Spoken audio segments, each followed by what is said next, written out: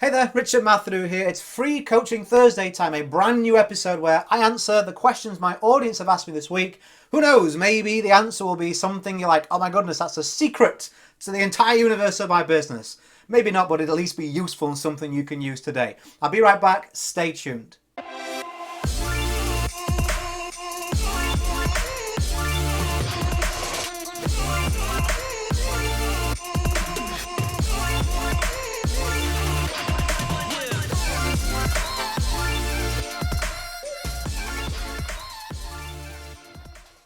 Okay, welcome back. Let's just dive into the next three questions that my audience have asked me this week.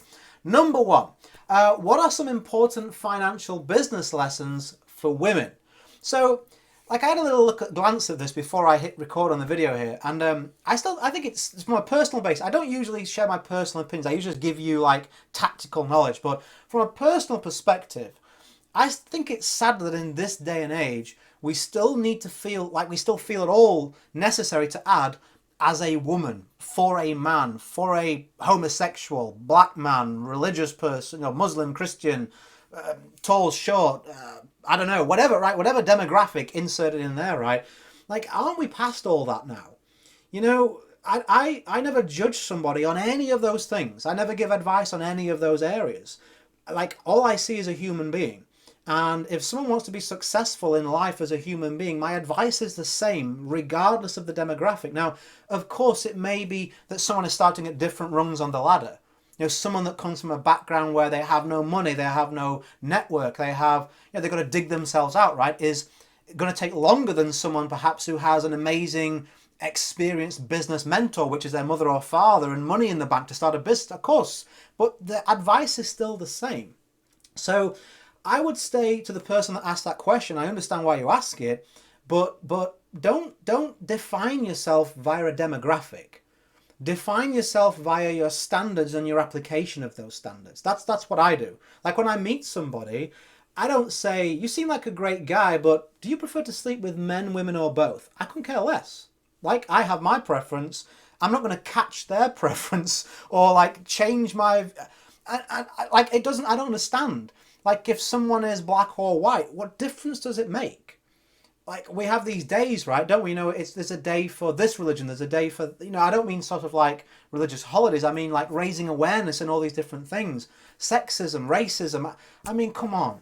We're all in the same giant burning ball of rock, flying around in the middle of nowhere. We're never going to figure that stuff out. We're all stuck here together. Why don't we just learn to get along and sort of help each other out? It's the same in our industry.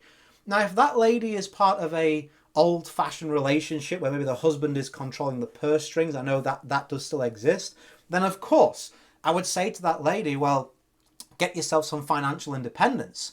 Find yourself, great in our industry, you can find lots of opportunities where it doesn't require much time, but you're able to then, move on from that and get some independence. But if you're in a relationship where that balance exists, again, it puzzles me. My wife and I have always shared income. Now, I look after the money, not because she's a female, but because I'm better at it.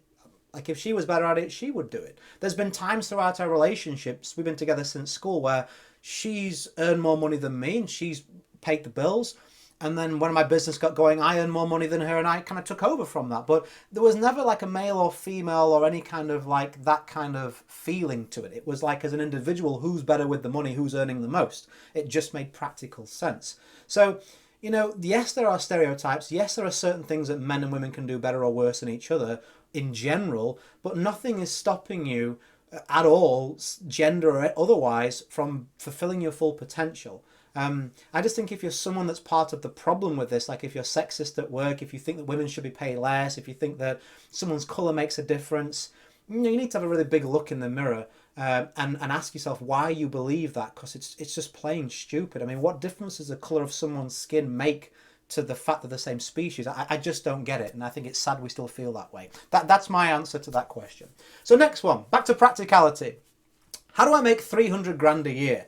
It's numbers, my friend. If you're a network marketer, you get $300,000 or whatever number you're looking at, you say, oh, I want to hit a certain income, Richard. Find that number, go to your income disclosure statement and look what rank you need to be at to make that income.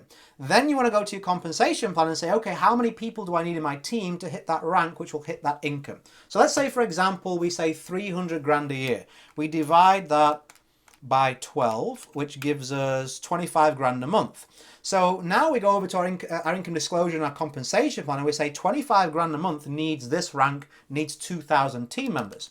So we need 2,000 team members by the end of the year to hit the income. So we say 2,000, it's calculated by the way, I'm not just like, Rain Man or something.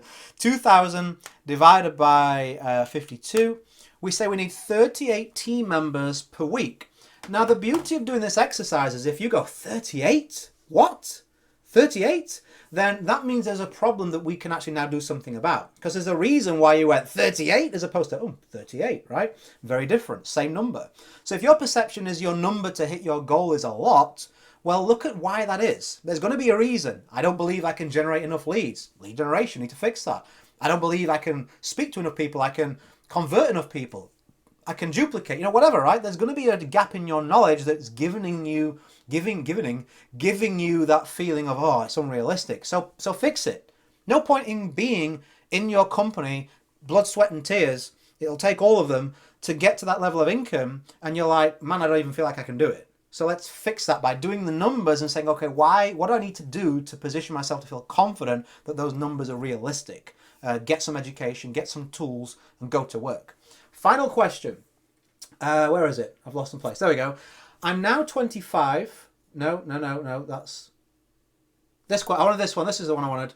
What do you think is a better motivator? Failure and the desire to succeed, or success and the desire to continue succeeding? Easy peasy. Failure and the desire to succeed. Okay.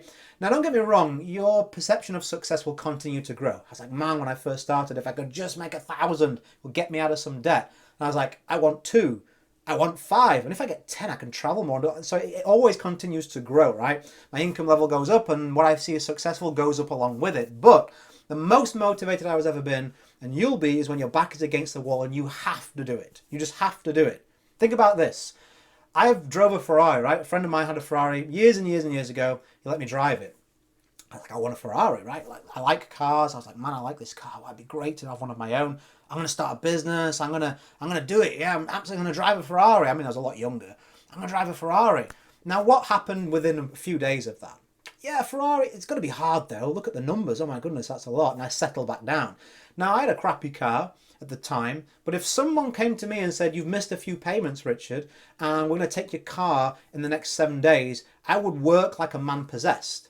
Because we don't like to lose something. With a fear of failure drives us, an avoidance of pain is a lot more than the pursuit of pleasure.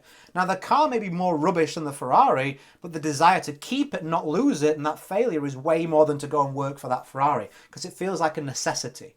Failure feels like, when your back's against the wall, it's like a necessity. That's the mother of invention, as they say. So yes, you'll still be motivated. Your goals will change. Success, what your definitions will change. But in terms of like motivation, definitely a fear of failure or the necessity to get away from failure is going to motivate you the best. So use it wisely. You're probably only going to get it one time. That's it. 3 questions. I hope they've helped you in some way. Hope you got some value. Very different questions, called for very different answers. I liked that. I thought that was a great variation there. Hope you enjoyed this episode. Feel free to put it in the hands of someone who you think it would help. As always, go create a day in a life that counts. Always have more desires than excuses. And if you want more training from me, my best advice would be richardmatharoo.com/YouTube. Free webinar there where you can sponsor people and build pretty much with absolute predictability as a network marketer. I'll catch you over there if you decide to check it out. Bye for now.